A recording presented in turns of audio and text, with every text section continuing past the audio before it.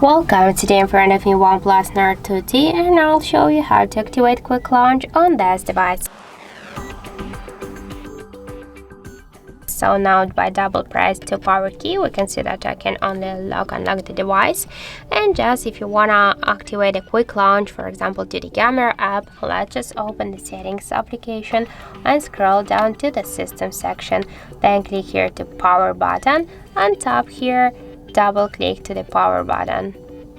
We can just launch camera by this way. Switch now to the camera, and now just by double click to power button, we can see here that the camera app successfully activated.